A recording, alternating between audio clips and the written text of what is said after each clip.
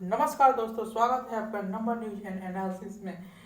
आज का मुद्दा ये है कि रसिया की एक बहुत बड़ी ही कूटनीतिक जीत हुई है।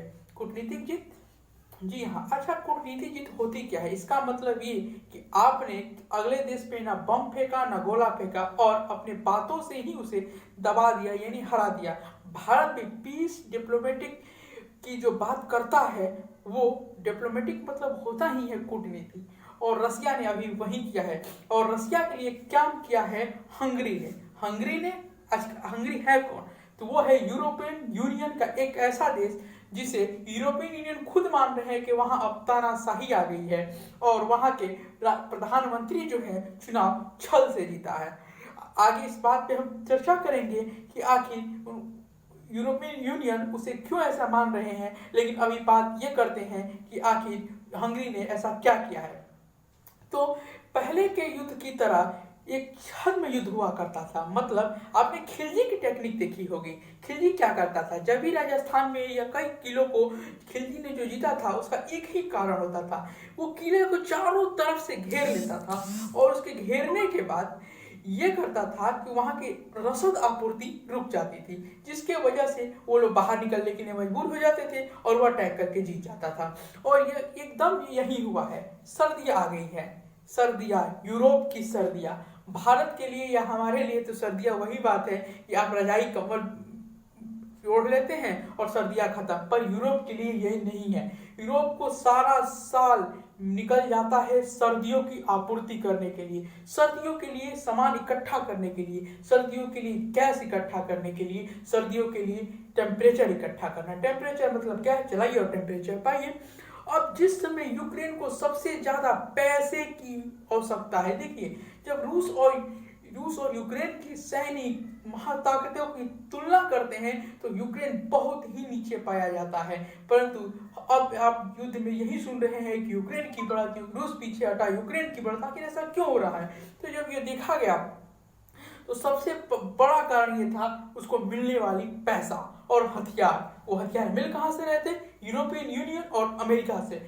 और एक अकेले यूरोपियन यूनियन ने $18 बिलियन से ऊपर उसकी मदद करती थी। ऐसे में जब यूक्रेन की मदद रुक जाएगी तो यूक्रेन खुद ही हार स्वीकार कर लेगा या हारने के लिए विवश हो जाएगा। लेकिन आखिरकार इनका साथ क्यों मिला है? इसके द्वारा इसका कारण साफ है कि जितने भी लोग हैं, जितने भी यूरोपियन यूनियन के देश हैं, उन्हें वो ये मानते थे कि हंगरी जो है वो पूरी तरह से तानाशाह हो गया है। क्योंकि वहां का जो चुनाव हुआ था एक अजीब सा चुनाव हुआ था दोस्तों। देखिए, वहां का और हमारे देश के चुनाव प्रणाली लगभग सेम है, लेकिन उन्होंने किया क्या था? देखिए, निर्वाचन उन्होंने गेम कैसे किया। क्योंकि देखिए, जैसे कि आप यहाँ पे आप चुनाव देने के लिए आपको वोटर लिस्ट में नाम होना चाहिए, वहां भी होना चाहिए। लेकिन उन्होंने क्या किया था कि जैसे कि अब अभी आप यहाँ रह रहे हैं, जैसे आप मान के चलिए कि आप किसी कहीं के निवासी वहां रह रहे हैं, दूसरी जगह आपको वोट देना है तो वहां आपको अपना नाम डलवाना पड़ता है। तो उसके लिए उन्होंने किया था, आप जाइए, आप जैसे कि अब यहाँ चुनाव चल रहा है, आपने यहाँ वोट दिया, 2 दिन बाद कहीं और चुनाव है तो वहां जाकर अपना नाम तुरंत रजिस्टर करिए, 5 मिनट आपको वोटर आई डी कार्ड मिल जाएगा, आपने वोट दे देंगे। तो वहां के प्रधानमंत्री ने किया क्या था कि जैसे जैसे वहां के लोग, जैसे जिन क्षेत्रों में वो कमजोर थे उन क्षेत्रों में अपने लोगों को भेज भेज कर वोट दिलवाकर खुद चुनाव जीत गए थे। ऐसे में बहुत बड़ा विवाद हुआ था। लेकिन एक बड़ी बात यह है कि आखिर ये कितनी बार जीते थे? तो वहां के राष्ट्र प्रधानमंत्री ने चौथी बार चुनाव जीता था, लगातार चौथी बार। और वो चुनाव में सत्ता में आने के लिए कुछ भी करने को तैयार थे। और वही जहां से बात है आपकी, वो सीधे उसी रास्ते में बढ़ रहे थे जैसे जैसे रसिया और रसिया के का रूस और बेलारूस है। बेलारूस जिस प्रकार का अपनाता है, बेलारूस जिस प्रकार का रसिया का दोस्त बना हुआ है, उसी तरह ये भी रसिया का दोस्त बनता जा रहा था। ऐसे में यूरोपियन यूनियन ने क्या किया? हंगरी का अब पैसा रोक दिया। हंगरी का पैसा रोक दिया, इसका मतलब देखिए, यूरोपियन यूनियन जब पहले विश्व की महाशक्ति हुआ करता था यूरोप, उस यूरोप में जब धीरे धीरे क्राइसिस आया और वो एक समय आया कि जब बहुत बड़ी आर्थिक तंगी से गुजरने लगा, तो उन्होंने एक यूनियन बनाया और उस यूनियन ने कहा कि हम साथ मिलकर करेंगे। अब किसी की मदद करेंगे तो एक भी मेंबर, देखिए सबसे बड़ी बात यही है, क्या हंगरी ने पैसा क्यों रोका है? उन्होंने एक कानून बनाया कि अगर हम यूरोपीय यूनियन किसी की मदद करना चाहता है, लेकिन उसमें यूरोप का एक भी मेंबर साथ न दे तो वो मेंबर, उसका वोट वैलिड हो जाएगा और उसे वोट नहीं माना जाएगा। अब वो मदद नहीं दिया जा पाएगा। अब क्या हुआ है, अब इसने गेम खेला है।